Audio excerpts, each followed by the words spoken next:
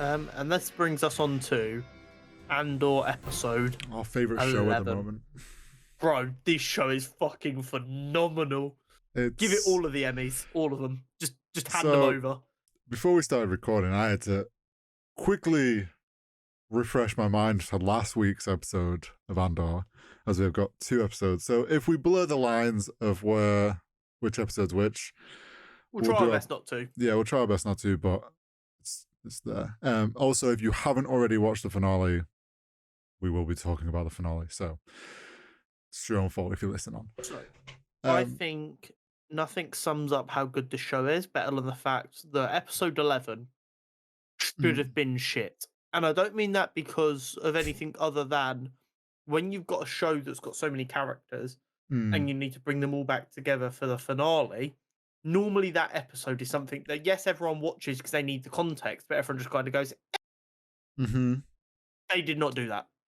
They brought everyone together, but they made every fucking moment of it feel really good. And that shows how much thought was put into everything. Yeah, they really set up like all the storylines starting to interweave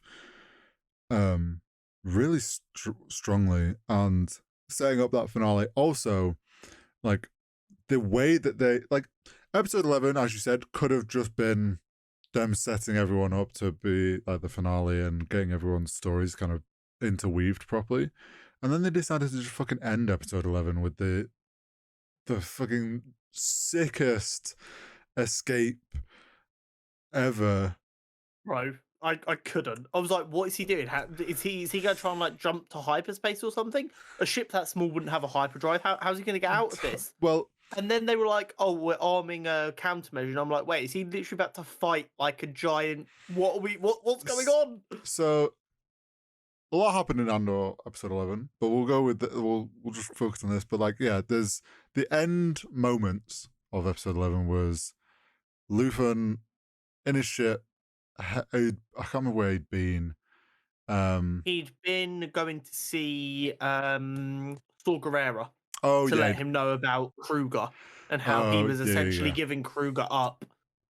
And let which I really enjoyed. Decide actually how that goes. I'd really like to talk about that as well, because obviously this entire show is basically the beginning of the rebellion against the Empire. Yeah. The Empire is deeply fascist, and in the real world, the most fascist regime we've ever had was the Nazis. And I mean, there's very famous stories of once the Allied forces broke the Enigma code, they still had to let the Nazis take some victories, because if the Nazis knew, they would have changed the Enigma code, and then we'd have been back to square one. Yeah. And this is kind of that moment where they go, yes, we've got them, but we can't have them yet. Well, yeah, it's that like playing your resources for the future, not for the moment. Because Luthen was in the position where it's like he has someone that he's finally got deep into the ISB. So he's now getting this information. But the danger is if he does anything about knowing this information, he immediately is going to lose that inside man in the ISB. And having to be okay with sacrificing 30 people, what is it, 20 people plus 30 people plus Kruger. Yeah, whatever it was. Like that having to mentally like tell yourself that like sacrificing that many people now is worth it in the grand scheme of things down the line. Not an easy decision to make to send people to their death. And the fact that he then goes to Saw Gerrera and essentially leaves that decision up to him. Probably knowing what Saw would do, because Saw is way more for himself and individual. I think Luthen's thought process was, I think this is the right thing to do. If Saw agrees with me, I can sleep easy with my decision. And if he disagrees with me and goes against me, then I was clearly wrong and we're going to get fucked massively. We'll see. I think he was almost using Saw as like an internal checks and balances. Yeah, If Saw can see it my way as well, this is the right thing to do. I I agree. I think there was definitely some sort of like he was unsure of himself, so he kind of was using Saw as a second opinion in a way. I also wonder if this is like one of the reasons why that kind of pushes Saw to really stay on his own and away from the rebellion, because he maybe ends up not feeling like he doesn't like the idea of like maybe Luthen or the rebellion know if he's going to be going to his death and he won't. He'd rather just not have any of that thought in the back of his mind that information could be being held against what's about to happen to him, sort of thing. Um, but yeah, it was an interesting little dynamic between the two of them of Luthen really trying to like explain this is for a bigger cause than just the few lives that are going to be lost. And Saw also kind of having to realize you're right, and what he wants to be doing is for a bigger cause. And they are actually on the same like page, Yeah, even if they've got different approaches to things. And then yeah, then we saw obviously Luthen left there and got intercepted by big old fucking Star Star. Cruiser, Yeah. Um. mate. I was like, the whole. You could tell he was up to something, and obviously that ship has hidden tricks. And knew we. Yeah. It was obviously always going to have hidden tricks, and he's like sorting out a code, fake code to give, buying time, and Well, I then think initially he was hoping the fake code would be enough for them to go, okay, move along.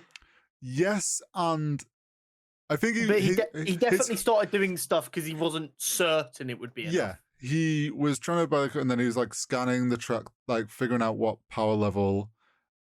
New. So this is where I think like he obviously then has a obviously had a always has a defense against this thing Hmm. built in. So he knew what was potentially going to need to be used. Finds out that the tractor beam is only like a low power level. So then, kind of purposefully, I feel like he's trying to make things take longer because he wanted them to power it up. Yeah, I'm thinking, what is he gonna do? He's obviously gonna do something to like break out of it. Thinking he just was like he had something that would be strong enough to jump out of it or something. yeah. Was not expecting him to just unleash the coolest fucking weapon It I was have so seen in sick. such a lot. Like this is honestly gave me the same feeling as when Boba Fett drops those um seismic charges that like implode and just go. They are fucking incredible to watch. Always like so cool to see be used. So it's the same thing, Yeah, like this little needle fucking just explosives. obliterating their satellite for the tractor beam that allows them to get away. Just so cool. And it's their confusion. They're like, it's a The tiny little ship. How is this happening? We are the Empire. yeah.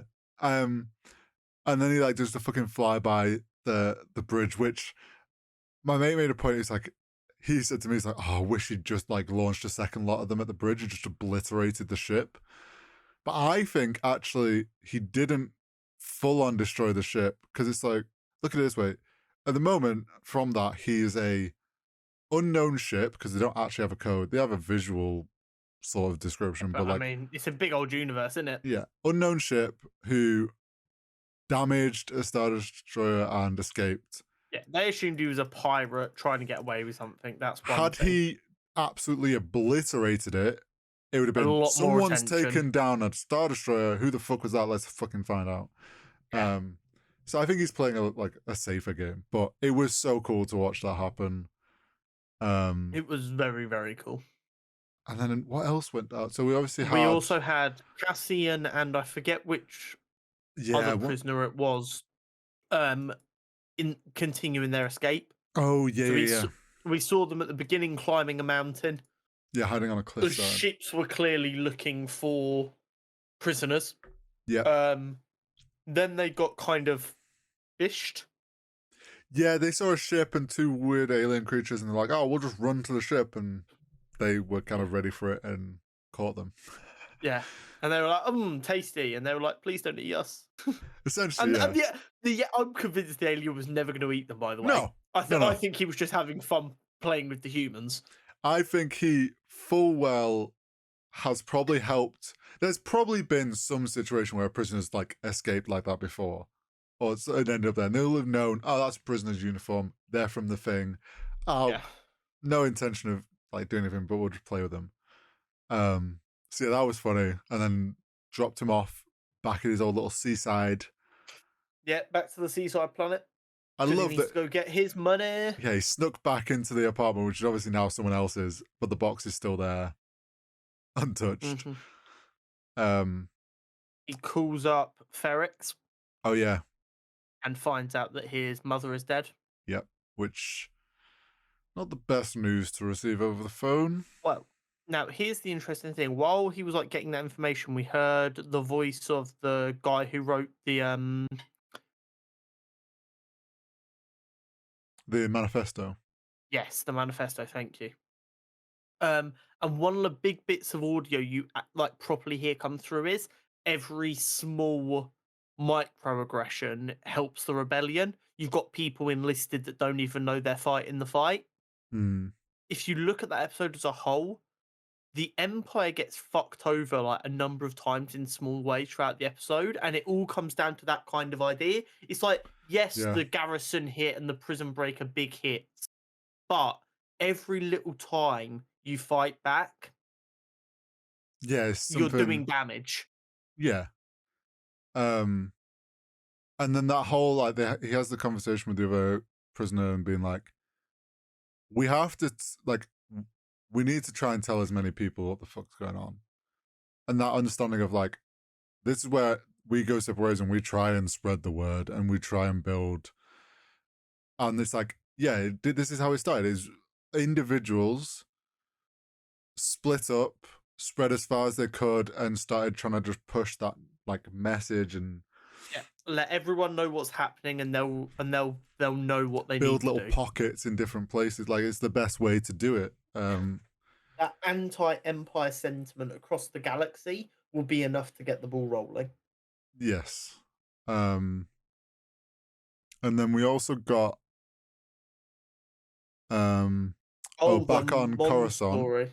Yeah, Mon's daughter being way too interested by herself in the traditions of yeah. So we learn in episode 10 when she was having the meeting with the creepy yeah criminal mafia. thug with money that it looks like on their planet, arranged marriages at the age of 13 are very much the done thing, Yeah, very common.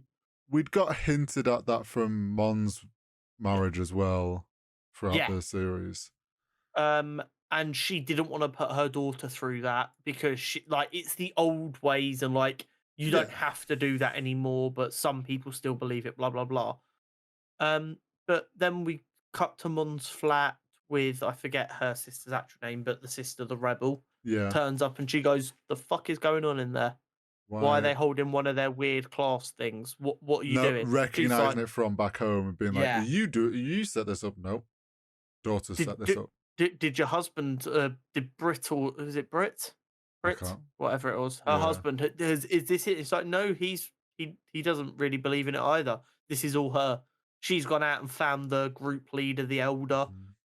The little class. She's obsessed, and you're just there Yeah. like that's kind of terrible. It's almost like the show when it's not enough to go after authoritarian governments. Let's go after predatory religions as well, it's isn't it? weird.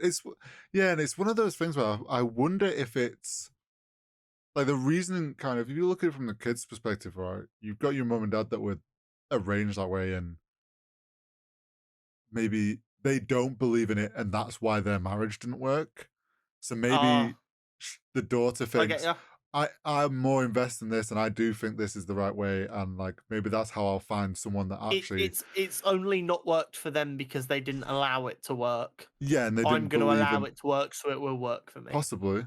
But Maybe yeah, also like very very the like weird that a kid horror on her sister's face. yeah. And I mean I don't even though Mon was like you could tell he's not keen on it, but he's kind of like, what are you going to do? You're not going to tell. It's better to have it be going on in her own house and keeping an eye on her daughter and what she's doing than just letting her daughter go off to some random class Yeah, at somewhere else. and there will also be the thought in the back of her head, well, as this is what my daughter wants, and I can use it to solve my money issue. Mm. Maybe it's not as bad as I thought. Yeah, but it's dodgy. It was a really like uncomfortable scene to watch, not because the acting was poor, because the acting was so good. You found yourself sitting there going, "Oh no, I don't like it," Yeah. which is exactly, I'm sure, the like emotion they were trying to get us to feel. And then the other thing we got was our little brown nosed boy, ISB wannabe, Yeah, um, on the phone with the other dickhead with the from back at the with the army beginning. boy from the beginning. Yeah, I wanna finding Andor's out that mother's dead. finding Andor's mother's dead and bit of That call was information. hilarious for all of the right reasons, because it just shows how inept they both are. Yeah, They're acting, "Oh, we're super serious soldiers," but they're getting, like, cut off from a call, and they can't work out what's being said, even though it's very obvious to, yeah. like, the viewer. So which they're like, "Wow, these guys really are thick as shit." Well, it's like Um, it's just funny that the general guy is very much he's the sort of person that is very much like, oh, like for the cause I'm doing, like I will do what the upper management wants and I will be a good soldier, blah blah blah. Has this like weird, like, sees the ISB wannabe guy as like he thinks he's way more like in charge and has it together than he actually does. So he's yeah, looking he's up to him like he's living like with his some mother leader, back on his home planet. but he's not the leader that this soldier guy thinks he is. But then he wishes he was. So he's kind of running. It's like they're very much a fake it till you make it situation, and like Yeah. you can just tell that the two of them are going to get themselves in shit. We also get one of the saddest scenes in the entire show with B2 mourning Marva. Yes, the whole Marvel That was thing. fucking heartbreaking. How have they made a metal box curling up like this make me feel so sad? Do you know what I think actually like has really sold B2 emo? B2 EMO, yeah. Yeah. Is his little stutter Yeah. is what really Very, sells very the personable. emotion. Yeah. And it's like the way he was just like, "Oh, still need to charge," and then the guy calls him out. He's like, "You've been on charge for the past 3 days, Okay, or yeah. whatever." Well, I mean, but it's like that's his bed, isn't it? It's like when Yeah, you're in bed and you feel for it and you don't want to move. So it's like, come on, you got to get up. It's like, no, I need more sleep. It's like you've slept for 12 hours. yeah. Come on. But I really liked how like we start in that episode. We started to see, oh, there's like a whole funeral procession. Like The culture of the planet. Yeah. they talked about like, oh, they want a permit for the street, but we're not going to give it to them. And then ISB woman's like, "No, give it to them. Let them have it." But And do you know what I really enjoyed about that as well? It showed how scummy the Empire is even more. And they're yeah, doing it in these subtle ways constantly. It's like these people just want to hold a funeral for someone who's very important, and you were going to deny them a street permit just to have their funeral their way. yeah. And then actually, no, we're going to let them have it because we're going to use it to Yeah, control only them. because we can get something out of it. Yeah. Yeah, exactly. And we obviously got to see some of that and the whole kind of culture, the fact that they've come up with so much depth to Ferrix as like a planet and the culture of the planet I is guess I have a bold prediction. oh Now, I'm not 100% sure it will happen, which is why it's bold. And my reasoning is because of already established Star Wars events. hmm. I think they're going to retcon Alderaan being the first victim of the Death Star um so that they can get rid of Ferrex. Because Ferrex was a brand I new planet we knew nothing about, which seems to be like the heart of the rebellion. Or maybe they don't retcon Alderaan being the first planet completely destroyed by the Death Star, but make so Ferrix was used for like tests. So look, Ferrix is desolate and basically destroyed beyond any habitability. Um, Because he says in like episode 4, witness the full might of the Death Star or whatever the fuck the line is. Or witness the full might of the Empire. Maybe they yeah, use Ferrix as like a testing ground for the Death Star. possibly. What I think's gonna happen to Ferrix is it's gonna become like a forward ISB base. Like Oh because of really? everything's gone on, like ISB is gonna like absolutely lock that planet down, Quite possibly. and it just becomes some sort of like trades, like very controlled, and no one actually really wants to live there anymore. It probably gets to a point where there's no culture left there, and it's all like a forced out. Um, I love. Um, I Go think on. we've covered everything in episode 11 now. I think so. It was very much like a lots of the stories kind of It, interweaving and there was there one other thing? Or was this episode 12? With where Luthen finds out that Martha's dead as well. I think he finds out in episode 11 as well. I think everyone finds out about yeah, Martha's death in episode 11 so that they're poised in the right way. yeah, everyone's like pointed towards Ferrix, which is what we predicted was going to happen, that Cassian was going to go back there for some reason even though he shouldn't. And we obviously knew that Marva wasn't well. So it kind of all lined up and it makes sense, like for the finale to be where it all started, Yeah, it's a very essentially. roundabout way. But like for an episode that's entire job was to point all of the main characters back at Ferrex when none of them were really paying any attention to it, Yeah, to do it so well and in such an engaging and interesting way is very difficult.